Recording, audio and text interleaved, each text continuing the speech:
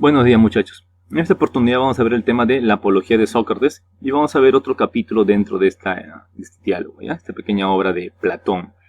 Ustedes saben, es un diálogo de Platón llamado la apología de Sócrates, en el cual él se va a defender ante sus acusadores en el siglo V a.C.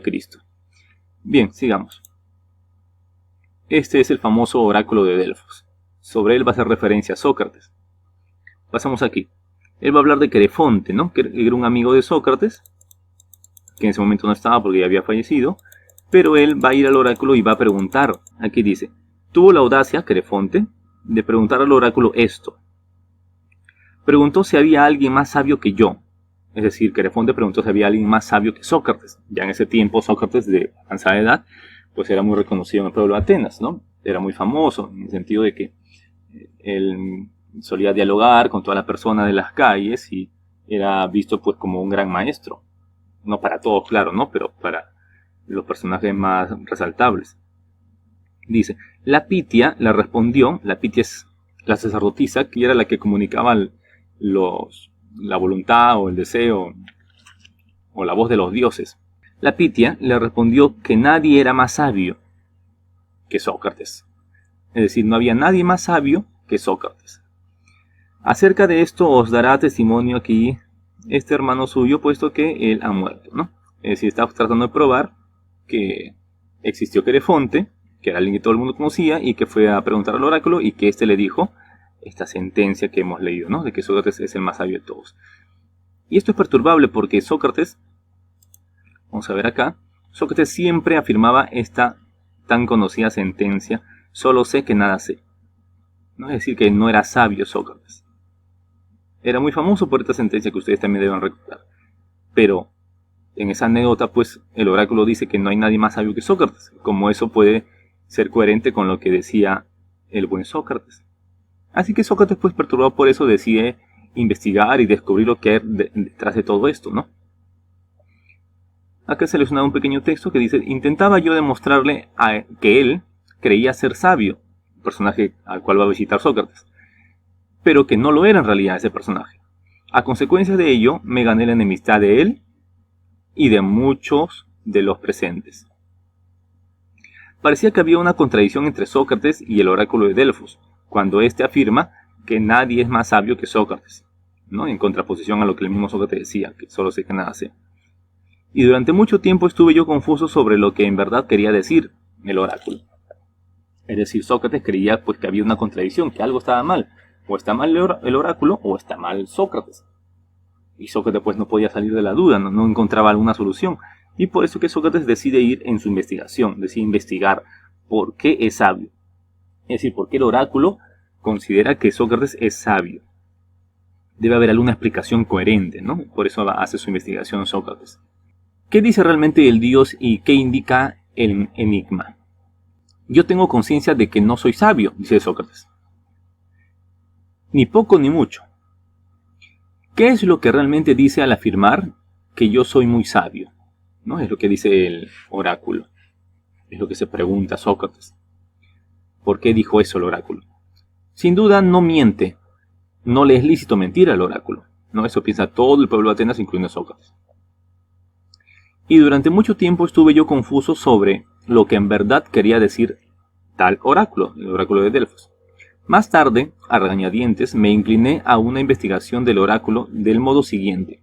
Me dirigí a uno de los que parecían ser más sabios, en la idea de que, si en alguna parte era posible, allí refutaría el vaticinio y demostraría al oráculo: este es más sabio que yo, y tú decías que lo era yo. Eso es lo que quiere demostrar Sócrates. Quiere lograr demostrar que el oráculo se había equivocado. Pero a su vez él también creía pues que el oráculo no puede decir ninguna mentira, no le es lícito mentir. Así que en esa búsqueda, en esa investigación, pues Sócrates tenía que llegar al fondo de todo eso, a la verdad, ¿no? A la verdadera verdad, si queremos llamarla así.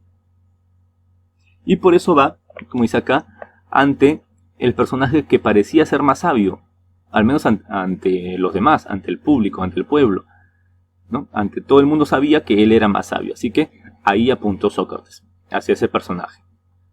Ahora bien, al examinar a este, pues no necesito citarlo con su nombre, era un político, aquel con el que estuve indagando y dialogando, no va a decir más Sócrates, solamente decir que es un político, Experimenté lo siguiente, atenienses.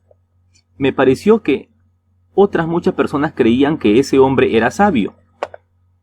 Y especialmente lo creía él mismo. O sea, no es que las demás personas creían que él era sabio, sino que también ese personaje creía que él mismo era sabio. A continuación intentaba yo demostrarle que él creía ser sabio, pero que no lo era. A consecuencia de ello me gané la enemistad de él y de muchos de los presentes. Al retirarme de allí razonaba a solas que yo era más sabio que aquel hombre. Es probable que ni uno ni otro sepamos nada que tenga valor. O sea, ni Sócrates ni el supuesto sabio sabían algo. Ninguno lo sabía algo. Pero este hombre, el supuesto sabio, el político, cree saber algo y no lo sabe. O sea, solamente cree. O sea, está engañado. ¿Se entiende ese sentido? Está engañado.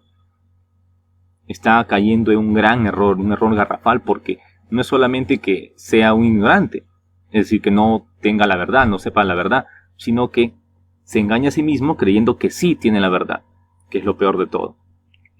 En cambio yo, o sea, Sócrates, así como en efecto no sé, o sea, no sé nada, ¿cierto? Tampoco creo saberlo, pues. En cambio ese hombre, sin saber, cree saber. Está viviendo un engaño. Ese es el punto que quiere demostrar aquí Sócrates, ¿no? Sobre el político. Aquel que era considerado más sabio, en realidad no lo era. Y lo peor de todo, lo que hacía que fuera inferior a Sócrates, es que cree ser sabio. Es decir, vive en una mentira. ¿Qué es peor que vivir en una mentira? Se cuenta que en la antigüedad lo más sagrado era la verdad. A distinción de hoy en día, ¿no? Bien. Esta es la otra parte del texto. Y hay que seleccionar algo, ¿no? En búsqueda, lo he llamado en búsqueda de una verdadera sabiduría, ¿no? Una verdadera sabiduría. Dice, me pareció que los de mayor reputación estaban casi carentes de lo más importante. ¿Qué es lo más importante? La verdad. En cambio, otros que parecían inferiores estaban mejor dotados para el buen juicio, ¿no? Y esto lo podemos ver hasta hoy en día con más razón todavía. Los que suelen tener más reputación, los más famosos, los que la gente conoce más, esos son los que más carecen de conocimiento, de sabiduría. Son los que más están engañados, los que viven en una burbuja. En cambio, otros que parecían inferiores, pongamos acá por ejemplo los maestros, ¿no? Que nunca han sido valorados como se debería realmente, sino que acá se valora más otros oficios, que no es que sean malos, ¿no? Pero de ahí a desprestigiar a unos y a valorar más a otros, que hoy en día que se valora más que nada las cosas con el aspecto económico, pues esa es la medida que el hombre de hoy tiene para decir si algo vale o no vale mucho, vale poco o no vale nada. En efecto, también estos dicen muchas cosas hermosas, pero no saben nada de lo que dicen. En este caso se refiere a los poetas, ¿no? Porque así como fue a indagar en la casa del sabio, que era el político, en este caso va a indagar en el caso de los poetas, ¿no? Que ahorita vamos a leerlo. Dice, a ver, leamos desde aquí. Bien. Me pareció que los de mayor reputación estaban casi carentes de lo más importante para el que investiga, según el dios. Ese dios es el dios Apolo, ¿ya? Así que lo más importante en él sería la verdad. En cambio, otros que parecían inferiores estaban mejor dotados para el buen juicio. Y eso también lo vemos en la actualidad, pues no, personas muy humildes, personas que no tendrán mucho dinero ni muchos lujos, pero que cuando tú hablas con ellos, pues saben muchísimo más, tienen más sabiduría, pues, que algún personaje que goce de todos los lujos, ¿no? Y que sea muy famoso y conocido en la televisión peruana o en todo el país. Sin duda es necesario que os haga ver mi camino errante, como condenado a ciertos trabajos, a fin de que el oráculo fuera irrefutable para mí. En efecto, tras los políticos me encaminé hacia los poetas, los de tragedias, los de ditirambos y los demás, en la idea de que allí me encontraría manifiestamente más ignorante que aquellos. Claro, porque Sócrates no sabe mucho sobre poesía, sobre ditirambos, sobre tragedias, ¿no? Así que de repente ahí encuentra a alguien que sea más sabio que Sócrates y así Sócrates pueda refutar al oráculo. Así pues, tomando los poemas suyos, que me parecían mejor realizados, les iba preguntando qué querían decir, para, al mismo tiempo, aprender yo también algo de ellos. Pues bien, Me resisto por vergüenza a deciros la verdad, atenienses. Sin embargo, hay que decirla. Por así decir, casi todos los presentes podían hablar mejor que ellos, o sea que los poetas, sobre los poemas que ellos habían compuesto. Es decir, los poetas realizan sus poemas, hacen sus poemas, todos los demás lo leen, y los que mejor hablan, los que más saben explicar esos poemas son las otras personas, menos los mismos poetas que lo hicieron.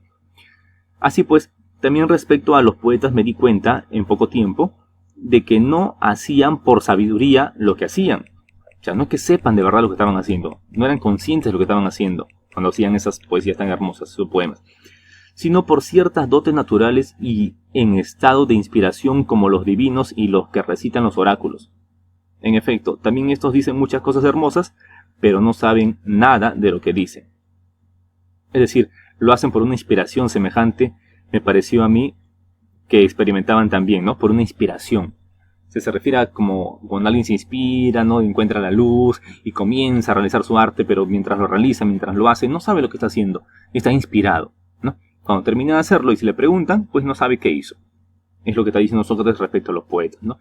Que se encuentran inspirados, como que las musas bajaron y lo tocaron a ese poeta y comenzó a realizar su obra de arte, pues, ¿no? Comenzó a hacer un gran poema hermoso, con códigos, con enigmas, ¿no? Muy oscuros, muy profundos, pero que al momento que le damos a leer y que nos explique esos poemas, pues él sencillamente no entiende, no sabe lo que ha dicho, no sabe explicarlo. Porque en realidad no lo hizo por una sabiduría, sino lo hizo por inspiración divina, como dice, ¿no? A semejanza de los oráculos, por ejemplo. Y luego aquí tenemos lo que falta del texto, que se refiere a los artistas, ¿no? Aquí es donde también va a los artistas, no solamente va a los políticos, a los poetas, sino también a los artistas. Como ya vimos anteriormente, en este caso Sócrates está yendo a las personas, trata de ubicar a personajes de su tiempo, que se considere que sean más sabios que Sócrates. Recuerden que la intención de Sócrates es demostrar al oráculo que él no es sabio.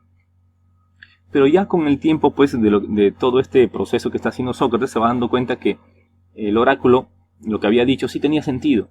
Sí había una verdad escondida dentro de esa apariencia que todos creían. No ser sabio en la sabiduría de aquellos. Eso es lo que estaba tratando de decir más o menos el oráculo. Sócrates no era sabio según la sabiduría de esos personajes a los cuales ha ido.